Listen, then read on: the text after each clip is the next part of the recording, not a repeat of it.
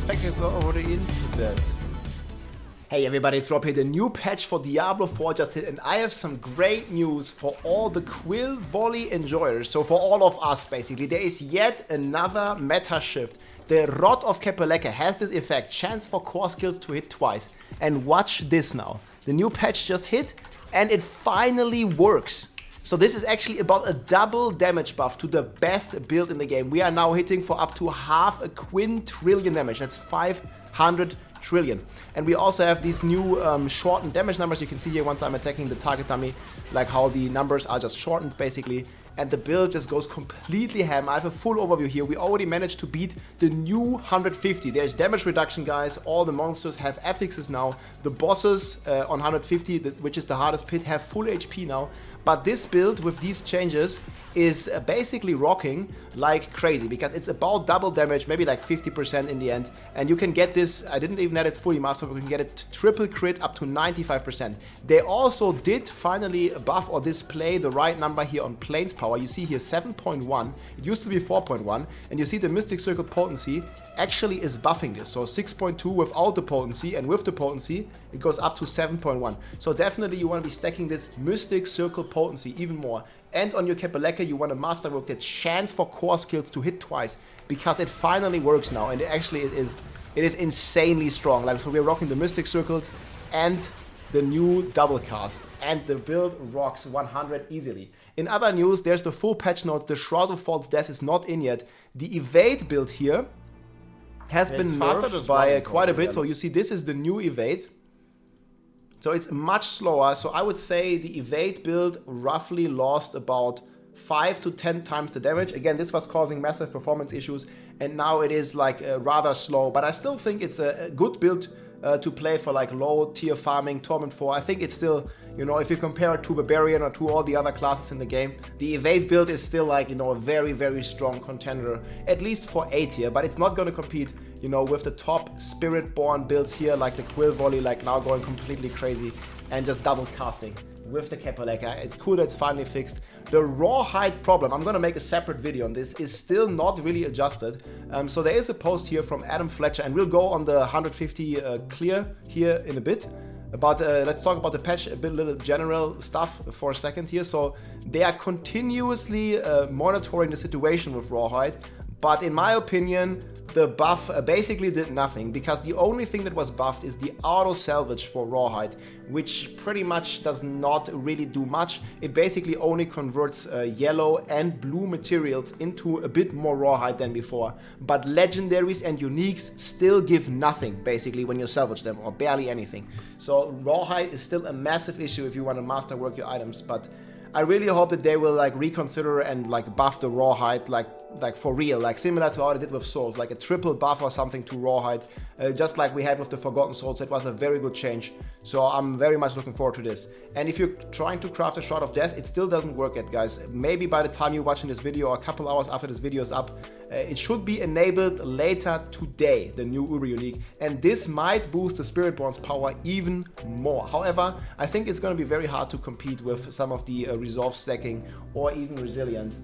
But we'll see. That chest for sure is extremely powerful, because we have so many strong passives that are multiplicative on the Spiritborn.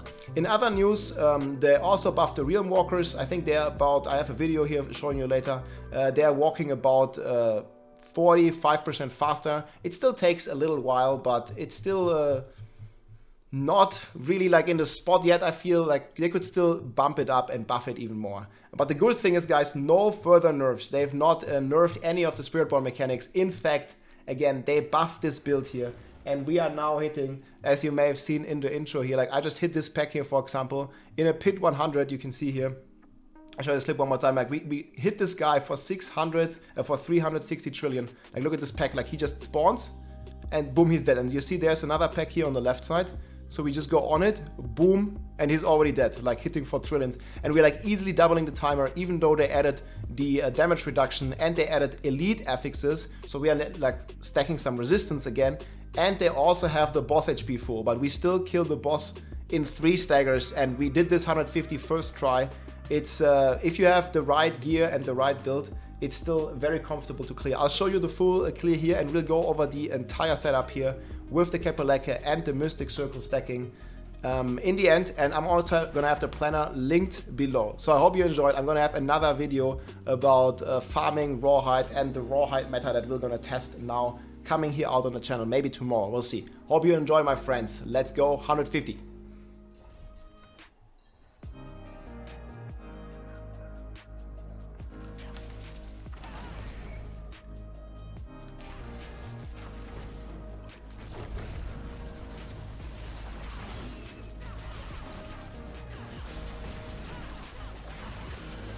Man, it's so hard to see these dudes though.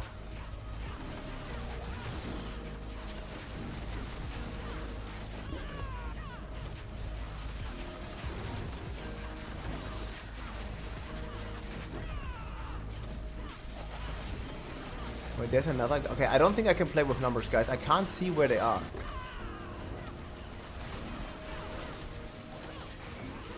But man, look at the damage. Like, once you see where they are. Okay, this build just got even crazier. The pit got a lot harder. I mean, we can definitely do it. But the build just has so much damage. Look at this. What the hell?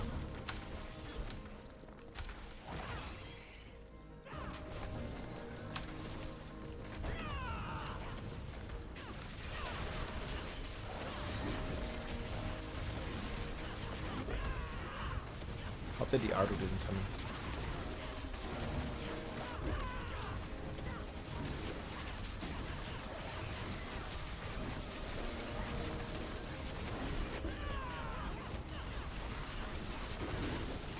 Look at them casting affixes, man. I'm not even used to this anymore.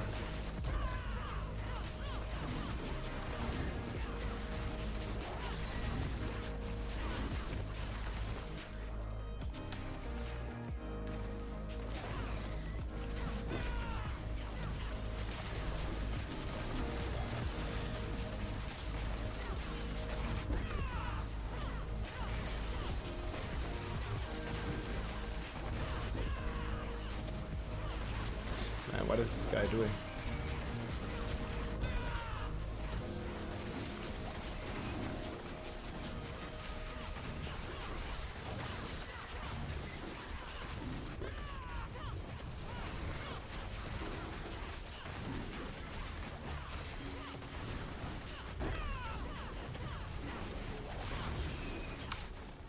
Nah, it's hitting for hundreds and hundreds of trillions, boys.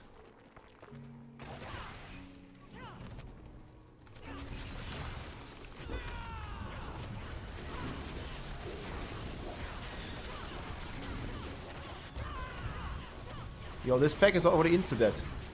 What? Yo, how much damage was that? I couldn't even see. He just insta-gipped. What? I think that's channeling fine. Look at this. Bro, it hit for like half a Q. Something like that. I mean, that was wild.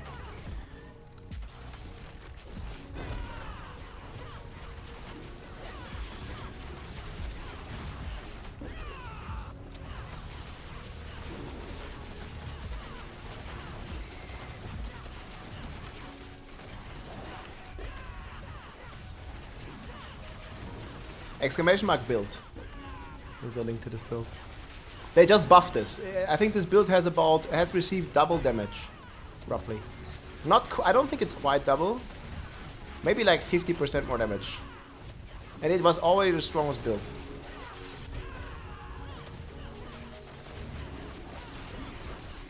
This map is kind of bad. But it's okay.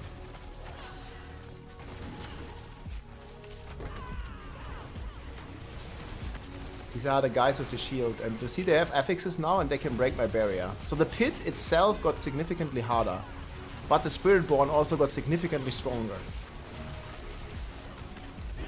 Up to the point, like, did the pit get harder to the same ratio that Spiritborn got? Look how we are like melting these. And I don't have triple crit on my helm either. But yeah, we might need full rest. You see this? Like, my life is going down, and that means my damage is going down too. Because now all the elites have affixes here. I don't think I have enough rest to tank the boss at the moment. I mean, we could try once we...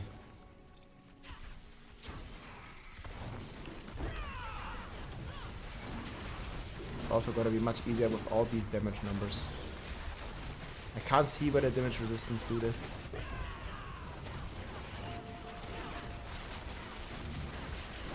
Okay, I got one.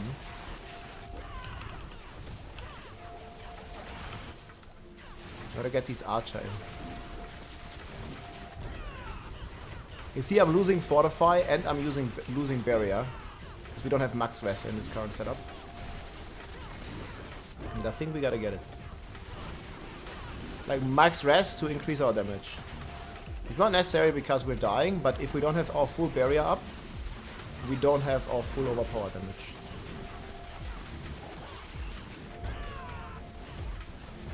Because it's all about DPS in this game.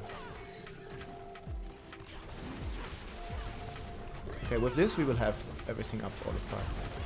Let's look at the damage when everything is up. We'll just melt it back.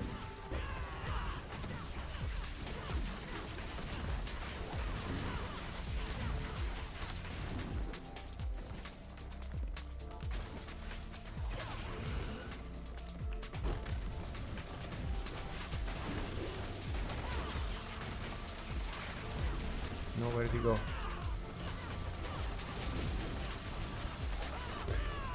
He's already dead. I didn't see where the damage resistance guy got pulled from my mercenary.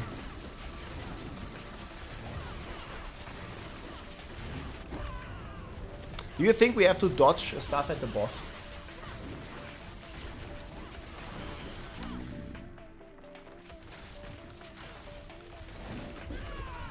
I think we might not be able to face tank him. It's going to be a bit of a learning curve. What I can dodge and what I need to do. What I can tank and what I need to dodge. But the boss will have 100% HP.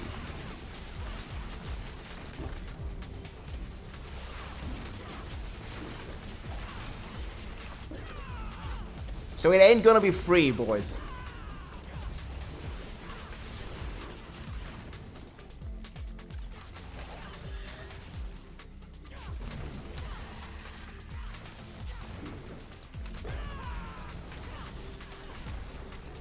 Oh my god, I got fear. Oh, this is very bad.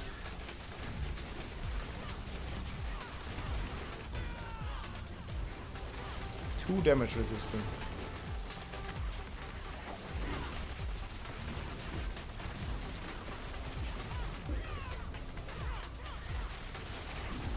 For some reason, I'm not hitting him.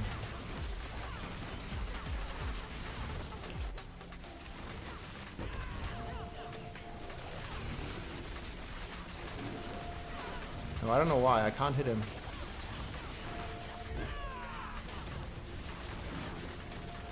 Now I'm hitting him. There's one more. Ah, what a waste of time. I can't see where he is. Okay, he's over there. Oh, that was a bigger waste of time.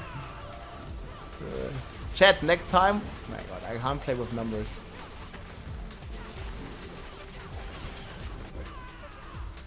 I can't see where it is. He's right in the middle, no?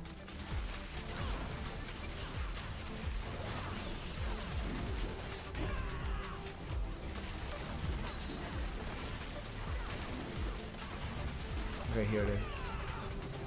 Oof. There's like 2 minutes wasted. Okay, he's dead now. Too many numbers on the screen, man. What do you mean? Okay, I guess that begs the question for the boss fight. Like, now we just gotta go full DPS because we just wasted 2 minutes looking for this needle in a haystack. I had him like targeted before I went in, but then my mercenary like pulled him to China somewhere. And then I didn't see where it went. Could have spawned the boss like 2 minutes earlier. Yeah, he has full HP. Okay, we're just gonna tank it.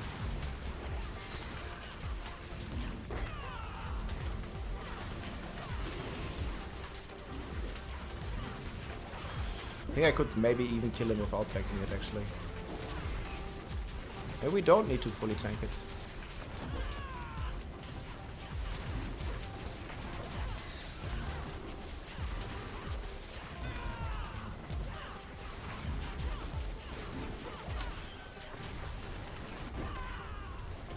Can't go out in this phase at least.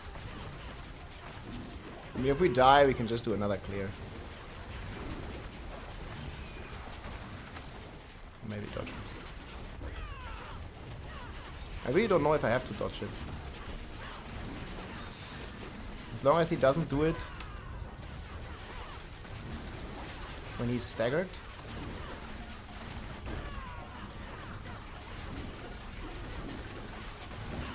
We should be fine.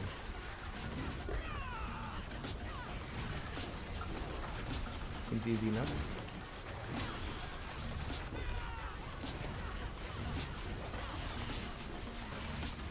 Just go full deeps, man. This is the way. Full deeps. Well, that was the new 150 clear. With the buffed Kepelecke, 100% boss HP. Actually first try.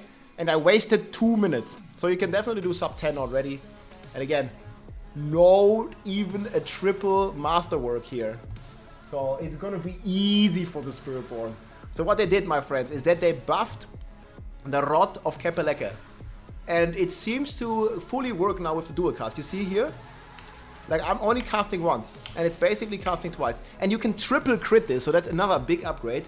And it goes up to like 90 something percent. I think it is 94.5%. So basically like 95. Like almost every hit is gonna double hit. Then we are rocking Resolve, and here you can triple crit it, but the Rawhide buff ain't enough, so we need more Rawhide. Maybe we'll get that soon. We have Resilience on one item.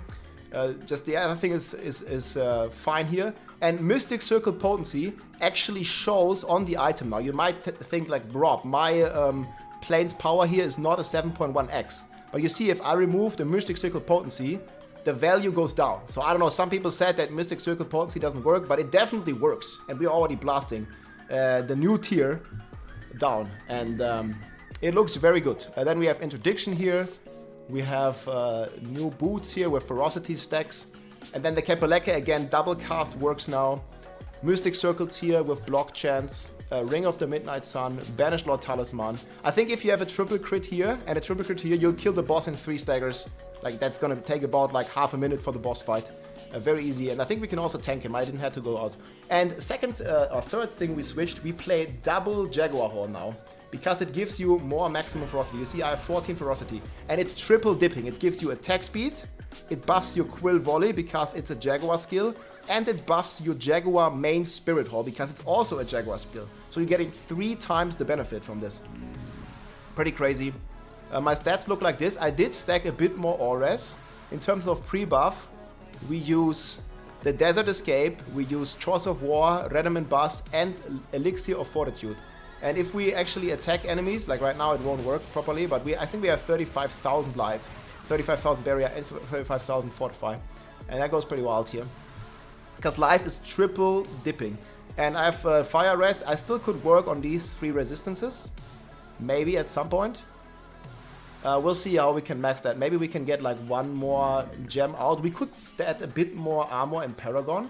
And then play another diamond to have like at least 60 res. But I mean, you want some res now. Because they not only added damage reduction guys in. They not only buffed the boss. But the elites also have affixes now. Before I just said missing affix. But now we actually have these affixes. And then, yeah, I just got a Paragon up, so we are like Paragon 83 now. And I think this just goes in damage, basically. But skill tree is looking like this. So just Quill Volley. I think everything is the same here. We went for full DPS. 3 points in Armored Hide right now, so I do have armor on my chest. You can also go for Armored Hide ranks, and then you can take these 2 points and take it into follow-through for more DPS. However, I really like to have armor cap because, again, if you have more barrier, you have more damage with a shield. And if you don't have armor cap or you don't have rest cap, sometimes that shield can break and then you lose a lot of damage. But again, it depends a lot on your playstyle and stuff. I think it's good to have armor cap for sure, and rest cap, I mean, we just talked about it. I at least have the two most important one, fire, lightning, I think. And then the rest are like around 50-40%. Yeah, then I don't think there's anything different here. Again, we have one resilience roll here, giving us 45x life. That's crazy. And then Prodigy's Tempo, of course. Paragon, we're rocking Spirit. We're rocking Ritual here for the potency. Then Vicious Shield, this one is the one that's double dipping. Double shield, basically applying to your main Quill Volley and your Jaguar Hall. Then we have Hubris. This one is giving you a big multiplier on the max resource. You specifically need this because you still need to have the 275 for Banished Lords when you are not masterworking Rod of Kapeleka. Again, mine isn't perfect, but I can miss these 4 resources and I still have the breakpoint very, very easily. And yeah, this one helps a lot. Hubris also multiplies the strength nodes and the int nodes here that you need to reach the breakpoint.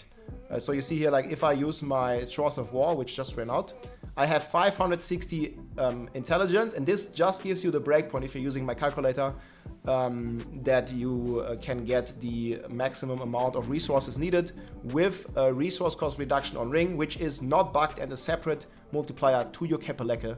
So you definitely want some resource cost reduction and not resource generation if you have really good gear.